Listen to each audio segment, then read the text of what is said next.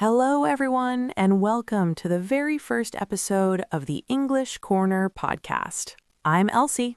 And I'm Evelyn.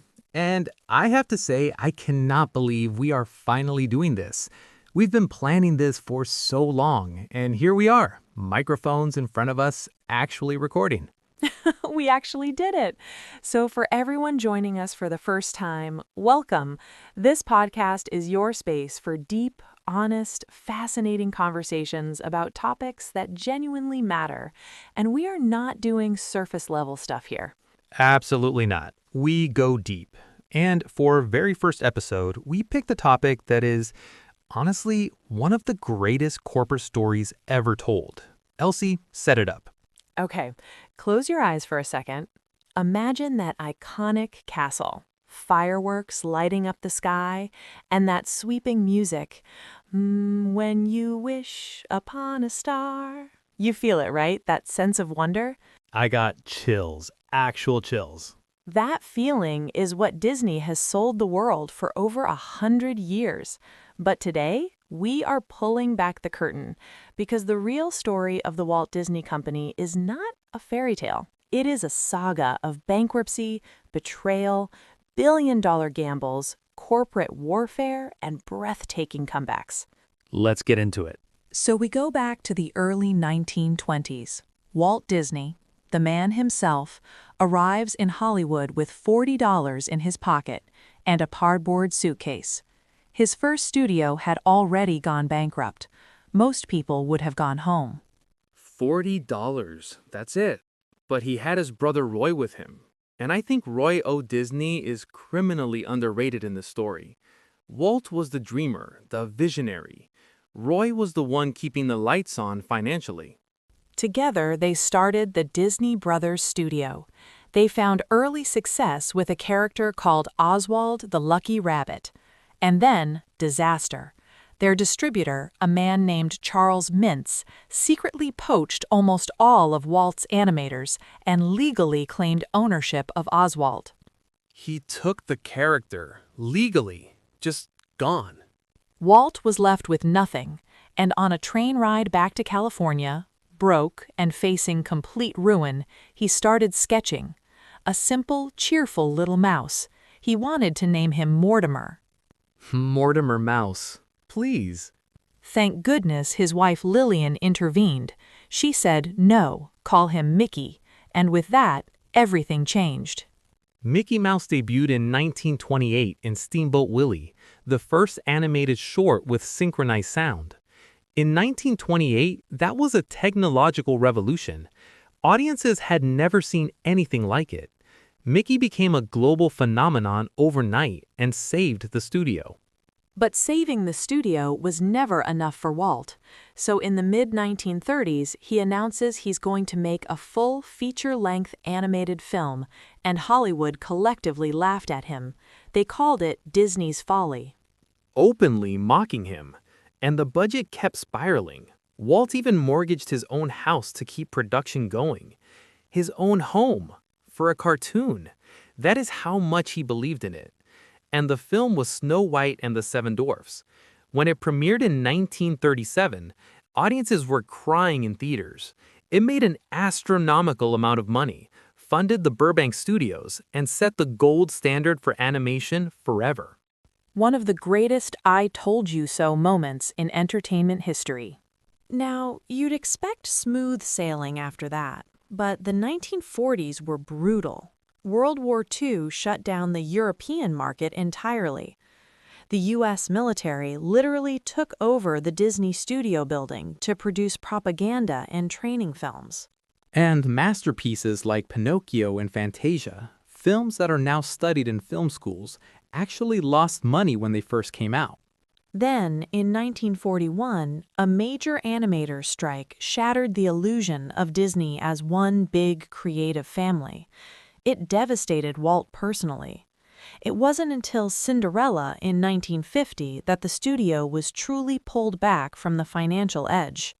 Cinderella saving Disney, which is kind of poetic, honestly. Very on brand. Now, as the 1950s progressed, Walt's attention shifted from drawing boards to the physical world. He envisioned a place where parents and children could experience magic together. A clean, safe, immersive environment, completely unlike the rundown amusement parks of that era. Disneyland, which opened in 1955, and the opening day was an absolute disaster. They called it Black Sunday. Asphalt melting in the heat, rides breaking down, counterfeit tickets flooding in. And yet, Disneyland became one of the most successful ventures in entertainment history. It birthed the entire modern theme park industry and diversified Disney's revenue so they weren't completely dependent on box office returns.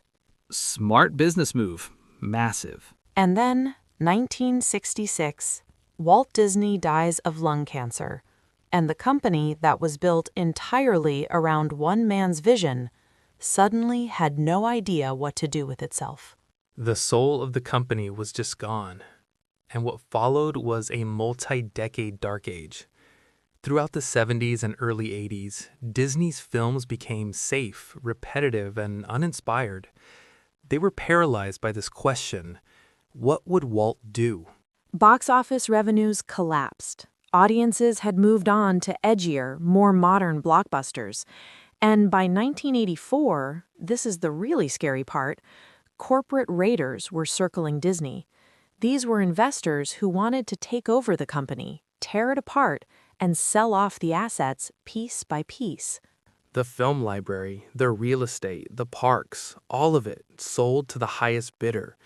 Disney could have simply ceased to exist. What saved it was an internal coup, led by Walt's nephew, Roy E. Disney. He brought in a new executive team, Michael Eisner as CEO and Jeffrey Katzenberg to run the studios, and they ignited what history now calls the Disney Renaissance. They applied a Broadway musical formula to animation, collaborating with legendary composer Alan Menken, and the results were extraordinary. The Little Mermaid in 1989, Beauty and the Beast, the first animated film ever nominated for Best Picture, Aladdin, and then The Lion King in 1994, an absolute juggernaut. Disney reclaimed its crown and dominated an entire decade. But the Eisner era eventually soured. A rival studio called Pixar, this scrappy little upstart, had completely revolutionized animation with 3D computer graphics in Toy Story, and Eisner had badly mismanaged that relationship. He alienated Pixar CEO Steve Jobs, which, not a smart move. Probably not your best decision. By 2005, a shareholder revolt forced Eisner out, and that is when Bob Iger walked in. Bob Iger. This is where the story becomes almost unbelievable in terms of scale. Iger's strategy was simple but audacious: acquire the best creative brands in the world. In 2006, he buys Pixar for $7.4 billion, immediately repairing the relationship with Steve Jobs. In 2009, Marvel Entertainment, $4 billion. That acquisition created the Marvel Cinematic Universe, the highest-grossing film franchise in human history. Then, 2012, Lucasfilm, another $4 billion. Star Wars comes to Disney. And then the biggest one, in 2019, Disney acquires 21st Century Fox for $71 billion, absorbing a massive library of beloved content. And in 2019 alone, Disney had 7 films gross over $1 billion each. 7 films in 1 year. That is unprecedented dominance. Before stepping down, Iger also launched Disney Plus, positioning the company directly against Netflix in the streaming wars. And then he handed the CEO role to Bob Chapek, right as COVID-19 hit. Whew, the timing could not have been worse. The Chapek era was a series of PR disasters. Theme parks, Disney's biggest cash cows, completely shut down. He got into a very public legal battle with Scarlett Johansson over streaming payouts. He alienated creative talent across Hollywood. He raised theme park prices aggressively, which loyal fans absolutely hated. And he handled the political battle in Florida so badly that the state actually revoked Disney's special tax district. And meanwhile, Wall Street was waking up to the fact that Disney Plus, despite gaining subscribers, was losing billions of dollars in operating costs. Billions, with a B. And then Marvel started showing cracks. Films like Ant-Man and the Wasp: Quantumania and The Marvels underperformed both critically and commercially. Even the animation studio struggled. Strange World and Wish failed to connect with audiences. The stock price plummeted. The board panicked, fired Chapek in late 2022, and called Bob Iger back out of retirement. They literally unretired him. We need you back. And Iger came back with a very clear mandate: cut costs, cut the volume of content, and return to quality. They're focusing on proven properties: Inside Out 2, Moana 2, Zootopia 2, Toy Story 5. They've completed the full acquisition of Hulu, integrating it into Disney Plus to compete more powerfully with Netflix. And they're preparing to launch ESPN as a standalone streaming service. So, what does the future actually look like for Disney? Because the media landscape has changed permanently. Cable television, which used to be a massive profit engine for them, is dying. Theatrical windows are shrinking. Expensive is expensive. So where does Disney go from here? Two big moves that tell the whole story. First, Disney made a $1.5 billion investment in Epic Games, the company behind Fortnite. They are building a persistent digital universe within Fortnite where users can play, watch, shop, and interact with Disney, Pixar, Marvel, and Star Wars content. Because the next generation of consumers isn't just passively watching content, they are actively living inside digital worlds. Gaming is the dominant entertainment medium of the 21st century, and Disney wants to be inside it. And the second move, they have committed $60 billion over the next decade to expand their physical theme parks and cruise lines. Because no streaming app, no VR headset, no digital world can replicate the feeling of actually standing in front of that castle.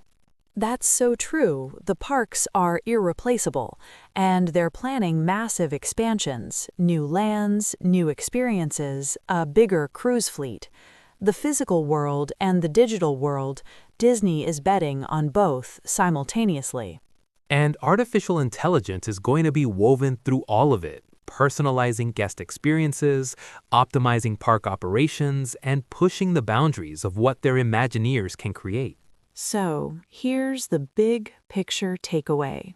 The Walt Disney Company is not just a maker of fairy tales. It is a 100-year-old corporate survivor. It has lived through the Great Depression, World War II, hostile takeover attempts, the death of its founder, streaming losses, and a global pandemic. And every single time it has been counted out, it has come back. The medium changes. Hand-drawn animation became computer graphics. Movie theaters became streaming platforms. And now streaming is becoming gaming universes and theme park expansions. But the core product never changes. Disney sells wonder.